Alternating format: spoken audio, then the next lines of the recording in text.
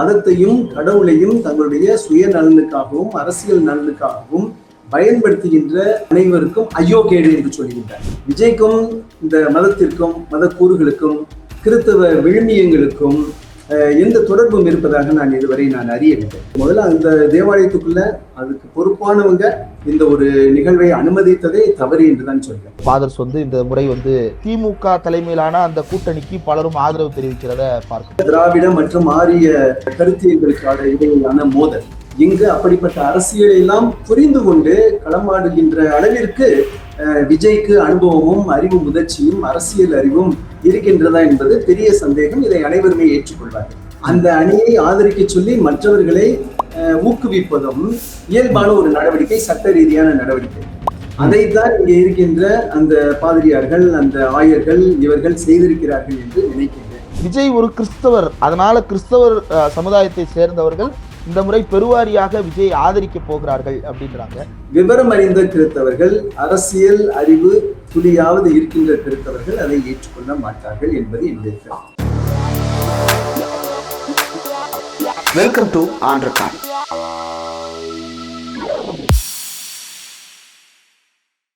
Welcome to on record. பேரலை நேயர்களுக்கு வணக்கம். இன்றைக்கு நம்மோடு நேர்காணலுக்காக சிறப்பு விருந்தினராக ஃபாதர் பிலோமின்ராஜ் அவர்கள் இணைந்திருக்கிறார். அவரோடு தான் பேசவிருக்கிறோம். ஃபாதர் வணக்கம். வணக்கம். வணக்கம். வணக்கம் தோழர். நேற்று நடிகர் விஜய் அவர்கள் புனித அந்தோனியார் ஆலயத்திற்குள்ள முட்டி போட்டு நடந்து போய் அவர் பிரார்த்தனை செய்தது அப்படின்றத பார்க்க முடிகிறது. பொதுவாக தேவாலயங்கள்ல இயேசுவின் முன்னால் முட்டி போட்டு பிரார்த்தனை செய்வதை பார்ப்போம். ஆனால் அவர் அந்த வாசலிலிருந்து முன்னாடி இருக்கக்கூடிய அந்த புனித சிலுவை வரைக்கும் முட்டி போட்டே அவர் நகர்ந்து செல்லுகின்றத பார்த்தோம். இதை எப்படி பார்க்குறீங்க நீங்க? அது சரியான வழிபாட்டு முறை தானே? நீங்க அதை எப்படி பார்க்குறீங்க? எந்த ஒரு தனிநபரும் ஒரு தேவாலயத்துக்குள்ள வர்றது அது அவர்களுடைய அடிப்படை உரிமை. அதுல எந்த மாற்று கருத்தும் கிடையாது. நடிகர் விஜய் மட்டுமில்லை, யாராக இருந்தாலுமே தேவாலயம் என்பது அனைவரையும் வரவேற்கக்கூடிய ஒரு புனித இடம். அங்க யாரும் வழிபாடு நடத்தலாம். இப்ப இருக்கிற கான்டெக்ட், எந்த சூழல்ல ஒரு விஜய் இந்த ஒரு நிகழ்வில் ஈடுபட்டிருக்கிறார் அப்படின்றதுதான் பிரச்சனை. நமக்கு தெரியும், இது தேர்தல் நேரம். அவர் தேர்தலில் வேட்பாளராக அந்த தொகுதியிலே போட்டியிடுகின்றார் என்பது நமக்கு தெரியும். நம்முடைய 1951 ரெப்ரசன்டேஷன் ஆஃப் பீப்புள்ஸ் ஆக்ட் ரொம்ப தெளிவாக சொல்லுகின்றது. அதனுடைய பிரிவு 123 உட்பிரிவு 3 மற்றும் 123 உட்பிரிவு 3A.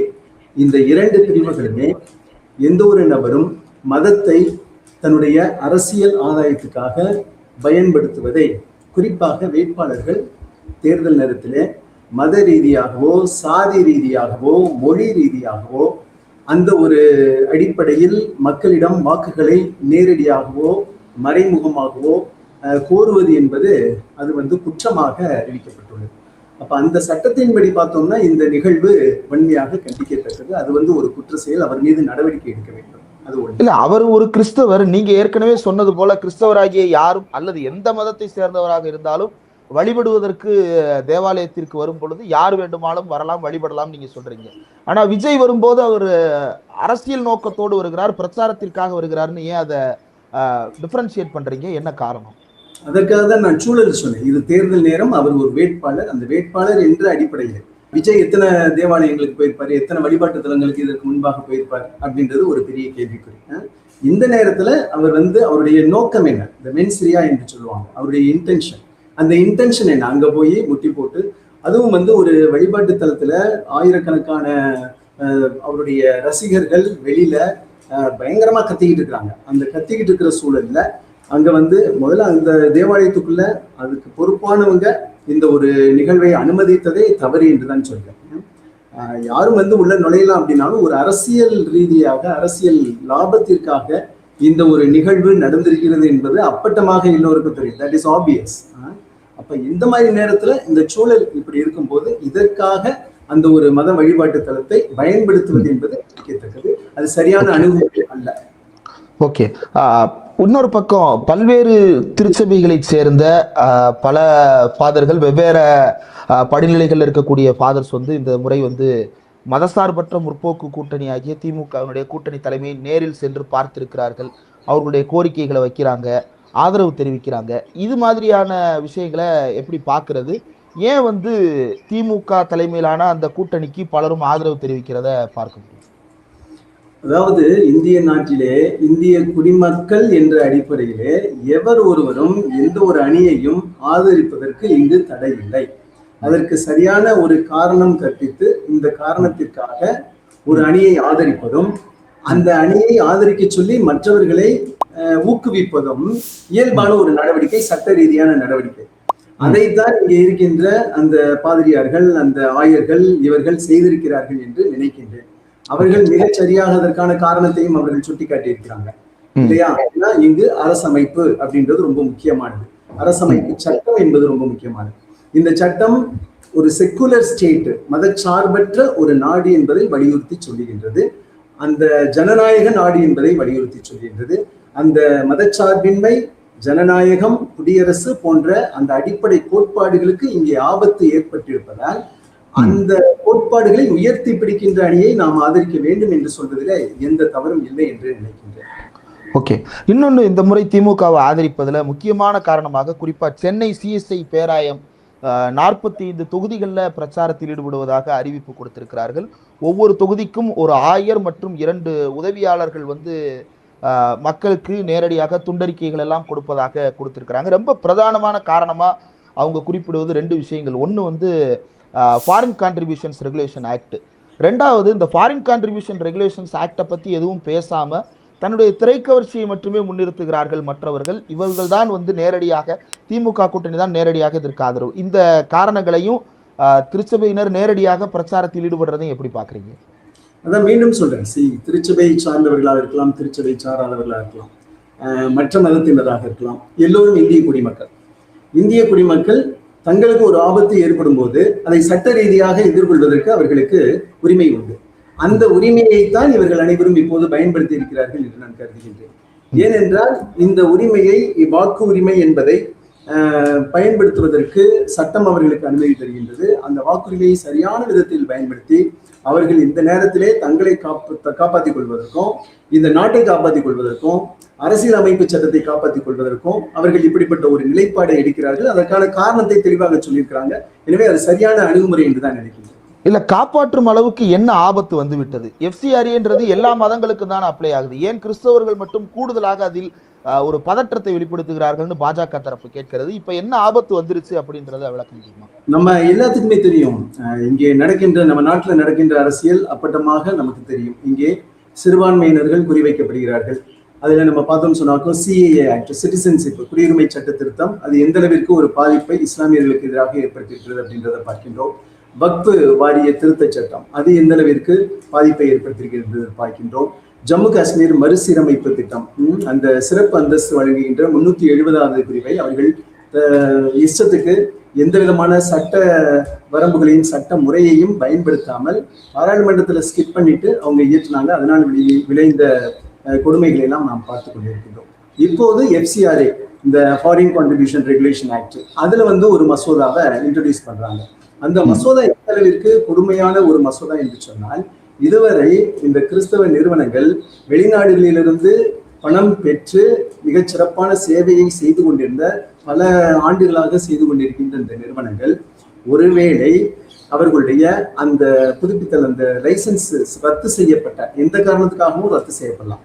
அப்படி ரத்து செய்யப்பட்டால் அவர்கள் இருவரை அந்த பணத்தை வைத்து அவர்கள் கட்டி எழுப்பி இருக்கின்ற சொத்துக்கள் அனைத்தும் உடனடியாக பறிமுதல் செய்யப்படும் என்பது மிக கொடூரமான ஒரு சர்வாதிகார சட்டம். இப்படிப்பட்ட ஒரு கருப்பு சட்டத்தை எந்த நாட்டிலும் நம்ம பார்க்க முடியாது. அதே சலுகைகள் அவர்கள் விரும்புகின்ற சித்தாந்தத்திற்கு உட்பட்ட அமைப்புகளுக்கு இவர்கள் அதற்கெல்லாம் விலக்கு கொடுக்கிறார்கள். அவர்கள் அந்த பணத்தை பெருவாரியாக பெறுவதற்கு வழிவகைகளை செய்து கொண்டிருக்கிறார்கள். அப்ப இங்க வந்து FCRA மசோதா என்பது குறிப்பிட்டு கிறிஸ்தவ கல்வி நிறுவனங்கள், கிறிஸ்தவர்கள் நடத்துகின்ற அந்த தொண்டு நிறுவனங்கள், அவற்றை முடக்குவதற்கான ஒரு சதியாக நாம் பார்க்கின்றோம். எனவேதான் அதற்கான ஒரு எதிர்ப்பை அவர்கள் பதிவு செய்கின்றனர். ஓகே, இந்த விஷயத்துல விஜய் அவர்கள் கான்ட்ரிபியூட் பண்ண மாட்டாரா? ஏன் வந்து அதை வந்து விமர்சனமா பார்க்கப்படுகிறது? குறிப்பா சமீபத்துல ஒன்றிய அரசுக்கு ஆதரவாக தமிழ்நாட்டிற்கு வந்து ராம்தாஸ் அதவாலே அவர்கள் கூட விஜய் தேர்தலுக்கு பிறகு எங்களோட கூட்டணிக்கு வருவார். ஆனா அது குறித்து இந்த பக்கம் பதில் இல்லை. நீங்க சொன்னது போல ஒரு பெரும்பான்மை அடிப்படையிலான ஒரு இந்துத்துவ அடிப்படையிலான கட்டமைப்பை உருவாக்க பார்க்கிறார்கள் அப்படிங்கும் பொழுது இந்த இடத்துல நடிகர் விஜய் அவர்கள் அதுக்கு கான்ட்ரிபியூட் பண்ண மாட்டாருன்னு நினைக்கிறீங்களா? அவருடைய மௌனத்தை எப்படி பாக்குறீங்க? கான்ட்ரிபியூட் பண்ணல இல்ல. இப்ப அந்த மசோதா இன்ட்ரோடியூஸ் பண்ண போகின்ற ஒரு தருவாயில அதை பற்றி ஒரு சிறு சலசலப்பும் இல்லை, ஒரு பதிவும் அவர் செய்யல அப்படின்றது யதார்த்தம். முதலில் விஜய் நான் எப்படி பார்க்கிறேன் என்றால், அவர் ஒரு சிறந்த நடிகர், நடிப்பு தொழிலே ரொம்ப அருமையான ஒரு நடிகர், ஒரு பிரபலமான நடிகர், அனைவரையும் கவர்ந்திருக்கின்றார். ஒரு கவர்ச்சி, அந்த திரையிலே ஒரு மிகப்பெரிய ஒரு புரட்சியை செய்திருக்கிறார் என்று கூட சொல்லலாம். ஆனால் அப்படி சினிமாவிலே நடிக்கின்ற ஒரு நடிகர் என்பதாலேயே அரசியல் ஞானம் மிக்கவராக இருப்பார் என்று நாம் ஏற்றுக்கொள்ள முடியாது. அவர் அப்படி இல்லை. அரசியல் ஞானம் என்பது இன்று தமிழ்நாடு ஒரு ஹாட் பெட். இன்னைக்கு தமிழ்நாடு ஒரு குறிவைக்கப்படுகின்ற ஒரு மாநிலம். தொடர்ந்து தமிழ் மொழி, தமிழ் கலாச்சாரம், தமிழர் பண்பாடு, தமிழர் நாகரிகம் இவற்றையெல்லாம் ஒட்டுமொத்தமாக துடைத்து எரிய வேண்டும் என்ற ஒரு கருத்தியல் மோதல் இங்கே இருந்து கொண்டே இருக்கின்றது. குறிப்பாக திராவிட மற்றும் ஆரிய கருத்தியல்களுக்கான இடையிலான மோதல். இங்கு அப்படிப்பட்ட அரசியலை எல்லாம் புரிந்து கொண்டு களமாடுகின்ற அளவிற்கு விஜய்க்கு அனுபவமும் அறிவு முதிர்ச்சியும் அரசியல் அறிவும் இருக்கின்றதா என்பது பெரிய சந்தேகம். இதை அனைவருமே ஏற்றுக்கொள்வார்கள். அதனால அவர்கிட்ட இருந்து இப்படிப்பட்ட ஒரு எதிர்ப்பை அல்லது இப்படிப்பட்ட ஒரு பதிவை, அது பற்றிய கருத்தை எதிர்பார்ப்பது கடினம். இன்னொரு பக்கம் அதிமுக தமிழ்நாட்டினுடைய சிறுபான்மையினர் நலன் நாங்க பாதுகாக்கிறோம், பாஜகவோட கூட்டணி வச்சா அது தேர்தலுக்காக தான், மற்ற நேரங்கள்ல நாங்க ரொம்ப உறுதுணையா இருப்போம், சிறுபான்மையினருக்கு நாங்க செய்யாமலா அப்படின்னு சொல்லி எடப்பாடி பழனிசாமி அவர்கள் பிரச்சாரம் பண்றாரு. அதை எப்படி புரிஞ்சுக்கிறீங்க? எடப்பாடி பழனிசாமியை அனைவருமே அறிந்திருக்கிறார்கள். தமிழ்நாட்டில் பார்த்தீங்கன்னா சிறு குழந்தை கூட எடப்பாடி பழனிசாமியை பற்றி நன்றாக சொல்லுவார்கள். அவர் ஆட்சி செய்த இந்த 4+ ஆண்டுகள்ல எந்த அளவிற்கு அவர் மீது இந்த RSS போன்ற இயக்கங்கள் சவாரி செய்தன என்பதை பார்க்கின்றோம். பாஜக எப்படி அவர்களுடைய கைப்பாவியாக அவர்களுடைய எடப்பாடி பழனிசாமியின் குடுமையை அவர்கள் கையிலே வைத்து அவர்கள் ஆட்டுவித்தார்கள் என்பதையெல்லாம் நாம் பார்க்க முடிகிறது. இப்போது கூட இந்த கூட்டணியை அமைப்பதற்கு எப்படிப்பட்ட நிர்பந்தங்கள், அழுத்தங்கள் எந்தெந்த வகையிலெல்லாம் கொடுக்கப்பட்டன அப்படின்றதெல்லாம் நம்ம பார்க்கின்றோம். இந்த கூட்டணி, தேசிய ஜனநாயக கூட்டணியிலே தமிழ்நாட்டில் களம் இறங்கி இருக்கின்ற இந்த கட்சிகள் உண்மையிலேயே மனப்பூர்வமாக, உளப்பூர்வமாக அவர்கள் மனம் இந்த கூட்டணியில இருக்கிறார்களா என்பதை கொஞ்சம் அலசி பார்த்தோம்னாலே அது தெரியும். எல்லோருமே ஏதோ ஒரு நெருக்கடியிலே அந்த கூட்டணியிலே இருந்து கொண்டிருக்கிறார்கள். அந்த நெருக்கடி எடப்பாடி அவர்களுக்கு கூடுதலாகவே இருப்பதை நான் பார்க்கின்றேன். எனவே அவரிடம் இருந்து ஒரு பெரிய பாதுகாப்பையோ, ஒரு நல்ல ஆட்சி என்பதையோ, அல்லது ஒரு தமிழ்நாட்டை மேம்படுத்துவதற்கான திட்டங்களையோ எப்படி எதிர்பார்க்க முடியும்? ஓகே. இன்னொரு பக்கம் விஜயும் கூட பல இடங்கள்ல கோலியாத்துக்கு எதிரான தாவீதாக அல்லது ஒரு ஜோசப்பாக பைபிள் கதைகள் எல்லாம் எடுத்து சொல்லி தன்னை பைபிள் கதாபாத்திரங்களோடு பொருத்தி அவர் பல நேரங்கள்ல பேசுறாரு. அதெல்லாம் கிறிஸ்தவர்கள் மத்தியில ஒரு பெரிய ஈர்ப்பை தராதா? இன்னொரு பக்கம் ஏன்னா கருத்து கணிப்புகள்ல என்ன சொல்றாங்கன்னா, விஜய் ஒரு கிறிஸ்தவர், அதனால கிறிஸ்தவர் சமுதாயத்தை சேர்ந்தவர்கள் இந்த முறை பெருவாரியாக விஜய் ஆதரிக்க போகிறார்கள் அப்படின்றாங்க. ஒரு கிறிஸ்தவர் என்பதாலேயே கிறிஸ்தவர்களுடைய வாக்கு அவருக்கு போகிறதுன்ற அந்த நரேட்டிவை நீங்க எப்படி பாக்குறீங்க? தன்னை பைபிள் கதாபாத்திரங்களோடு ஒப்பிட்டுக் கொள்கிறாரே, அதற்கு தக்க அவர் நடந்து கொள்கிறாரா? இதை எப்படி பாக்குறீங்க? இது கண்டிப்பாக இதை நான் ஏற்றுக்கொள்ள போறது. கிறிஸ்தவர்களும் அப்படியே ஏற்றுக்கொள்ள மாட்டார்கள். ஒரு பைபிளை அவர் உயர்த்தி பிடிக்கிறார் என்பதால் கிறிஸ்தவர்கள் அனைவரும் உடனடியாக அவர் இவ்வளவு காலம் எங்கே போனார் இந்த ஜோசப் விஜய் என்ற கேள்வி. இப்ப இந்த இடத்துல நான் ஒரு விஷயத்தை நான் உங்களுக்கு கோடிட்டு காமிக்கணும்னு நினைக்கிறேன். குறிப்பாக போப்பாண்டவர் திருத்தந்தை இப்போது ஈரானில் நடந்து வருகின்ற போரை வன்மையாக கண்டித்திருக்கின்றார். அந்த போரை முன்னெடுத்து வருகின்ற ட்ரம்பை ரொம்ப வன்மையாகவே அவர் வார்த்தைகளை சொல்லி கண்டிக்கின்றார். அதுல அவர் பயன்படுத்தி இருக்கின்ற ஒரு வார்த்தை ரொம்ப முக்கியமானது. Woe to those who manipulate religion and the very name of God for their own political gain, dragging that which is sacred into darkness and faith அப்படின்னு சொல்றாரு. அதாவது மதத்தையும் கடவுளையும் தங்களுடைய சுய நலனுக்காகவும் அரசியல் நலனுக்காகவும் பயன்படுத்துகின்ற அனைவருக்கும் ஐயோ கேடு என்று சொல்லுகின்றார். அதைத்தான் அதே வார்த்தைகள் விஜய்க்கும் பொருந்தும். திடீரென்று தன்னுடைய அரசியல் நலனுக்காக, தன்னுடைய சுய நலனுக்காக வாக்குகளை பெற வேண்டும், கிறிஸ்தவர்களின் வாக்குகளை பெற வேண்டும் என்ற ஒரு நிலையிலிருந்து இந்த நேரத்தில் அவர் வழிபாட்டு தலத்தையும் கடவுள் பெயரையும் பைபிளையும் பயன்படுத்துவது என்பது போப்பாண்டவர் திருத்தந்தை சொல்லி இருக்கின்ற அந்த கூற்றிற்கு முற்றிலும் பொருந்துவதாக இருக்கின்றது. அது ரொம்ப கடுமையானதாக இல்லையா? அமெரிக்கா வந்து ஒரு ஏகாதிபத்திய அரசு, போர் நடத்துகின்ற அரசு. அமெரிக்காவிலிருந்து வந்திருந்தாலும் கூட அவர்களுடைய அந்த உணர்வை வந்து கடுமையாக எதிர்க்கிறார் போப்பாண்டவர் அப்படின்றது ஒரு இன்டர்நேஷனல் கான்டெக்ட். அதை இவருக்கு சொல்ற அளவுக்கு வந்து இங்க வந்து நிலைமை அவ்வளவு சீரியஸா இருக்குன்னு நினைக்கிறீங்களா? இது வந்து ஒரு மினிஸ்டூல். ஏன்னா விஜயை நம்ம பார்க்கின்றோம். விஜய்க்கும் இந்த மதத்திற்கும் மத கூறுகளுக்கும் கிறித்தவ விழுமியங்களுக்கும் எந்த தொடர்பும் இருப்பதாக இதுவரை அறியவில்லை. அந்த ஒரு நேரத்துல, குறிப்பாக இந்த நேரத்தில் தன்னுடைய அப்பட்டமாக தெரிகின்றது. அதனால்தான் நான் இதை ஒப்பிட்டு சொல்கின்றேன். அப்பட்டமாக இந்த நேரத்துல தன்னுடைய சுயநலனுக்காக வாக்குகளை, கிறிஸ்தவர்களின் வாக்குகளை அபகரிக்க வேண்டும் என்ற ஒரு நோக்கத்திற்காக மட்டுமே வழிபாட்டு தலத்தையும் கடவுள் பெயரையும் பைபிளையும் அவர் பயன்படுத்துவதை கிறிஸ்தவர்கள் ஏற்றுக்கொள்ள மாட்டார்கள். விவரம் அறிந்த கிறிஸ்தவர்கள், அரசியல் அறிவு துளியாவது இருக்கின்ற கிறிஸ்தவர்கள் அதை ஏற்றுக்கொள்ள மாட்டார்கள் என்பது என்னுடைய கருத்து. ஓகே, இன்னொரு விஷயம், தனிப்பட்ட விவகாரம் தான், ஆனா பொதுவெளியில அது ரொம்ப பெரிய பேசு பொருளாக இருக்கிறது. ஒரு சின்ன தெளிவுக்காக நான் அதை கேட்கிறேன். பொதுவாகவே இப்ப கத்தோலிக்கத்தை பின்பற்றுகின்றவர்கள், கத்தோலிக்க கிறிஸ்துவத்தை பின்பற்றுகிறவர்கள்ட்ட டிவோர்ஸ் அப்படின்றது ரொம்ப சீரியஸான விஷயமாக பார்க்கப்படும். விஜயனுடைய அந்த தனிப்பட்ட வாழ்க்கையில அவர் எடுக்கின்ற அந்த டிவோர்ஸ் குறித்தான முடிவுகளை வந்து ஆர்சி அல்லது பைபிள் எப்படியாக, விவிலியம் எப்படியாக அதை பார்க்கிறது, அதன் பார்வையில் அது சரியா தவறான்ற ஒரு டிபேட் ஒன்று போகுது. அதை பற்றி உங்களுடைய பார்வை என்ன? கத்தோலிக்க கிறிஸ்தவ முறைப்படி திருமணம் என்பது ஒரு அருள் அடையாளம் என்று சொல்லுவாங்க, ஒரு சீக்ரெட் ஈவெண்ட். ஓகே, அதுல ஒருத்தரை ஒருத்தர் நம்பி ஒருவருக்கொருவர் பிரமாணிக்கமாய் இறுதி வரை அவர்களுடைய துன்பத்திலும் இன்பத்திலும் பங்கேற்று கடைசி காலம் மட்டும் அவர்கள் ஒருவருக்கொருவர் துணை நிற்பார்கள் என்ற வாக்குறுதியை அளித்துதான், அதிலும் அந்த நற்கருணை முன்பாக அந்த அருள் அடையாளத்திலே அந்த வாக்குறுதியை அளித்துதான் திருமண பந்தத்திலே நுழைகின்றார்கள். அதை முறிக்கின்ற போது அது கடினமான ஒரு காரியம்தான். அது திரு அவைக்கும் திரு அவையின் கொள்கை கோட்பாடுகளுக்கும் ஒவ்வாத ஒரு காரியமாகத்தான் இருக்கின்றது. அதனால்தான் திருக்குறள் மனமுறிவு என்பதை எப்போதுமே வரவேற்கின்றது. இந்த 5 ஆண்டுகள்ல தமிழ்நாட்டுல சிறுபான்மையினருடைய நலன் அப்படின்றத எப்படி பாக்குறீங்க? ஏன்னா அகில இந்திய அளவுல ஒரு இந்துத்துவமயமான சூழல் இருக்கிறது. கடந்த கிறிஸ்தவ தினத்து அன்றைக்கு கூட கிறிஸ்துமஸ் அன்னைக்கு இந்தியா முழுக்க பல்வேறு தேவாலயங்கள் சூறையாடப்பட்டன. பல இடங்கள்ல துப்பாக்கிகள் பயன்படுத்தப்பட்டிருக்கிறது, தடியடிகள் பயன்படுத்தப்பட்டிருக்கிறது. தமிழ்நாடு அந்த மாதிரியான ஒரு சூழலை நோக்கி நகரல. தமிழ்நாட்டுல சிறுபான்மையினருடைய பாதுகாப்பு இந்த 5 ஆண்டுகள் ஆட்சியில எப்படி இருந்ததுன்னு நீங்க நினைக்கிறீங்க? ஒட்டுமொத்தமாக இந்தியாவை பார்க்கும்போது சட்டத்தின் ஆட்சி இங்கு இல்லை. அதனுடைய விளைவுதான் பல மாநிலங்களிலே இஸ்லாமியர்களுக்கும் கிறிஸ்தவர்களுக்கும் மற்ற சிறுபான்மையினருக்கும் எதிரான வன்முறைகள் ரொம்ப தாராளமாக கட்டவிழ்த்து விடப்படுகிறது. இங்க சட்டத்தின் ஆட்சி முழுமையாக இருந்திருந்தால் இன்னும் சிறப்பாக இருந்திருக்கும். சட்டத்தின் ஆட்சி ஓரளவுக்காவது இங்கே உயர்த்தி பிடிப்பதன் காரணமாக இங்கே சிறுபான்மையினர் ஒரு பாதுகாப்பான சூழலை அவர்கள் உணர்கின்றார்கள்.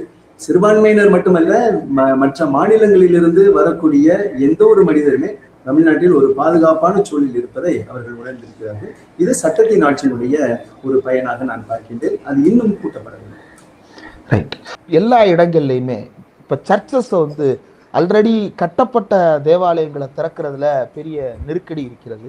ஏற்கனவே செயல்பாட்டில் இருக்கக்கூடிய, எனக்கு தெரிந்து இந்தியாவில் இருக்கக்கூடிய பெரும்பான்மையான தேவாலயங்கள் சந்திக்கின்ற வழக்கு அப்படின்னா ஒரு ஆக்கிரமிப்பு வழக்கோ அல்லது வேற ஏதாவது முறைகேடு செய்து விட்டார்கள்ன்ற வழக்கோ அவர்கள் மீது தொடர்ந்து அந்த கட்டப்பட்ட இடத்தின் மீது ஒரு வழக்கு தொடரப்பட்டு அந்த தேவாலயம் ஒன்று பூட்டப்படுகிறது, அல்லது செயல்பாட்டிலிருந்து விலக்கி வைக்கப்படுகிறது, அல்லது திறக்கப்படாமலே தள்ளி வைக்கப்பட்டு கொண்டே இருக்கிறது. இது மாதிரியான ஒரு சூழல் இருக்கிறது. நீங்க சொன்னது போல சட்டத்தின் ஆட்சி பெரிய அளவுக்கு அமலில் இல்லாத ஒரு சூழ்நிலையில தான் இது மாதிரியான நெருக்கடிகளை கிறிஸ்தவர்கள் சந்திக்கிறாங்க அப்படின்றத புரிந்து கொள்ள முடிகிறது. நீதிமன்றங்கள்ல இது மாதிரியான வழக்குகள் போகும்போது எந்த அளவிற்கு நீதிமன்றங்கள் திறந்த மனதோடு இதை அணுகுகிறார்கள், அல்லது சிறுபான்மையினருக்கு ஆதரவாக அரசியலமைப்பு சட்டத்தின்படி இருக்கிறார்கள்னு பாக்குறீங்க? இந்த பிரச்சனை தமிழ்நாட்டை விட மற்ற மாநிலங்களில் அதிகமாக இருக்கின்றது. அப்படிப்பட்ட இடங்களில் எல்லாம் நீதிமன்றங்களுடைய போக்கும் நமக்கு தெரியும். ஏனென்றால் இன்றைக்கு நீதித்துறையே ஒரு கட்டுப்பாட்டுக்குள்ள ஒரு அமைப்பாக தான் இருக்கிறது. அது உச்ச நீதிமன்றமாக இருந்தாலும் சரி, உயர் நீதிமன்றமாக இருந்தாலும் சரி, கீழமை நீதிமன்றங்களாக இருந்தாலும் சரி, பல மாநிலங்களில் நாம் அப்பட்டமாக பார்க்கின்றோம். அதிலே வருகின்ற அந்த தீர்ப்புகளை எல்லாம் சட்டத்திற்கு புறம்பான தீர்ப்புகளாக, அரசியலமைப்பு சட்டத்திற்கு முற்றிலும் விரோதமான தீர்ப்புகளாக வந்து கொண்டிருக்கின்றன என்பதை நாம் பார்க்கின்றோம். தமிழ்நாட்டை பொறுத்தவரை இந்த பிரச்சனைகள் ஓரிரு இடங்களிலே நடந்திருக்கின்றது. அங்கு மிக கடினமான சூழலை சிறுபான்மையினர் சந்தித்து வருகின்றார்கள். நீதிமன்றங்கள் மீண்டும் தமிழ்நாட்டிலும் அந்த ஒரு வட மாநிலங்களில் இருப்பதை போன்ற ஒரு சூழல் வளர்ந்து கொண்டிருப்பதை நாம் உணர முடிகின்றது. எனவே இப்படிப்பட்ட சூழ்நிலையில் நான் சொல்லுவேன், அரசியலமைப்பு சட்டத்தை நாம் பாதுகாக்க வேண்டும். அந்த சட்டத்தின் ஆட்சியை ஆளுகின்றவர்கள், ஆட்சிக்கு வருகின்றவர்கள், குறிப்பாக மாநிலத்திற்கு அந்த அப்படிப்பட்ட ஒரு பொறுப்புக்கு வருகிறவர்கள் அந்த சட்டத்தின் ஆட்சியை தீர்க்கமாக இருந்து யாரும் யாருக்கும் ஃபேவர் செய்ய வேணாம். மாறாக சட்டத்தை கடைபிடிப்பதிலே கடுமையாக இருக்க வேண்டும் என்பதுதான். இந்த அரசியலமைப்பு சட்டத்தை பாதுகாப்பது அல்லது அதனுடைய விழுமியங்களை உயர்த்தி பிடிப்பது அப்படின்றதுல தமிழ்நாட்டு முதலமைச்சருடைய செயல்பாட்டை நீங்க எப்படி மதிப்பிடுறீங்க? தொடர்ந்து நிறைய கான்ஸ்டிடியூஷனல் விவகாரங்கள்ல தமிழ்நாடு முதலமைச்சர் ரொம்ப வோக்கலா இருக்கிறாரு. அவருடைய செயல்பாடுகளை எப்படி பாக்குறீங்க? தமிழ்நாடு முதலமைச்சருடைய செயல்பாடுகள் மிகவும் பாராட்டத்தக்கது. ஏனென்றால் பல நெருக்கடிகள், குறிப்பாக இங்கே மாநிலத்திலே ஒரு ஆளுநரை போட்டு அந்த ஆளுநரை கொண்டு எத்தனை முட்டுக்கட்டைகளை போட்டுக்கொண்டே இருந்தார்கள். அதையெல்லாம் தகர்த்தெறிகின்ற நேரத்திலே கொஞ்சம் கூட தளராமல் அந்த சட்ட போராட்டத்தை சட்டத்தின் வழி நின்று எடுத்தார். பார்த்தீங்களா? we should really salute him.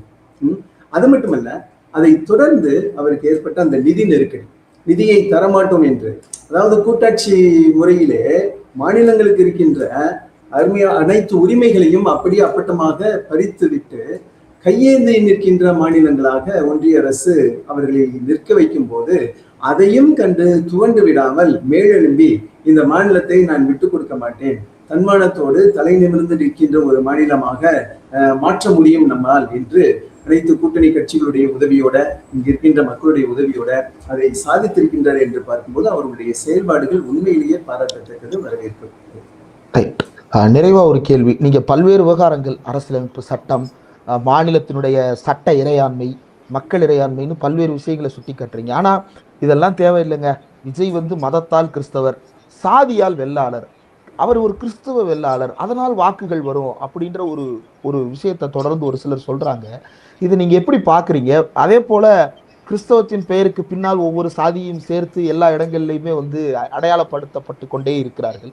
இதை எப்படி பாக்குறீங்க? குறிப்பா விஜய் ஃபோக்கஸ் பண்ற ஏரியாஸுமே அப்படிதான் இருக்கு. திருச்சி கிழக்கா இருக்கட்டும், அல்லது பெரம்பூரா இருக்கட்டும், அல்லது தூத்துக்குடியா இருக்கட்டும். தூத்துக்குடியிலாம் அவர் ஏசாண்டவருடைய படத்தையே பிரச்சார வாகனத்துல அப்படி தூக்கிட்டு கீழே இருந்து ஒருத்தர் கொடுத்த உடனே ஏசுநாதருடைய அந்த படத்தையே வைத்துக்கொண்டு அவர் அந்த வாகனத்துல மூவ் பண்றாரு. இந்த சாதி மதம் இரண்டையும் சேர்த்து விஜய்க்கு போவன் அப்படின்னு சொல்லப்படுறதை எப்படி பாக்குறீங்க? சாதி என்பது கிறிஸ்தவத்திற்கு புறம்பானது. கிறிஸ்தவம் அதை ஏற்றுக்கொள்வதில்லை அப்படின்றது கொள்கை அளவிலே அதை ஏற்றுக்கொள்வதில்லை. ஆனால் சாதி கிறிஸ்தவத்தில் இருக்கிறதா என்றால் அது மற்ற மதங்களில் எப்படி கடுமையாக இருக்கின்றதோ அதை போல இங்கு அந்த நடவடிக்கைகள் இருக்கத்தான் செய்கின்றன. இப்ப இந்த மதத்தை பொறுத்தவரை விஜய் இதை பயன்படுத்துகிறார் என்று சொல்லும்போது அதை ஒருபோதும் நல்ல அரசியல் தெளிவுள்ள சிந்தனையுள்ள குடிமக்கள் அது யாராக இருந்தாலும் சரி அதை ஏற்றுக்கொள்ள மாட்டார்கள். குறிப்பாக கிறிஸ்தவர்கள் ஓரளவுக்கு படித்த பண்புள்ளவர்களாக இருக்கின்ற இடங்களில் இப்படிப்பட்ட ஒரு மயக்கத்திலே, ஒரு நடிகர் மயக்கம், ஒரு சினிமா மயக்கத்திலே அவர்கள் தன் சுய நினைவை இழந்துவிட மாட்டார்கள் என்று நம்புகின்றேன். அதையே அனைத்து மக்களுக்கும், அனைத்து குடிமக்களுக்கும் நான் வேண்டுகோளாக வைக்கின்றேன். இந்த சினிமா மயக்கம் என்பது ஒரு தற்காலிக ஒரு போதை மாதிரி. அந்த போதை தெளிந்து விட்டால் பிறகுதான் நமக்கு தெரியும், ஐயோ இப்படி மாட்டிக்கிட்டோமே என்று. எனவே அனைவருமே இந்த நேரத்தில் அப்படிப்பட்ட ஒரு மயக்கம், அப்படிப்பட்ட ஒரு போதைக்குள்ளே சிக்கிக்கொள்ளாமல், ஒரு கவர்ச்சி அரசியலிலே சிக்கிக்கொள்ளாமல் விடுதலை அரசியலை நோக்கி மேலெழும்பி செல்ல வேண்டும். சிந்திக்கின்ற மக்களாக அவர் சிந்தித்து வாக்களிக்க நான் விரும்புகின்றேன். சமத்துவத்திற்கான உங்களுடைய திருப்பணிகள் தொடரட்டும். எவ்வளவு நேரம் நேர்காணல் தந்ததற்கு மிக்க நன்றி ஃபாதர். Thank you sir. தேங்க்யூ.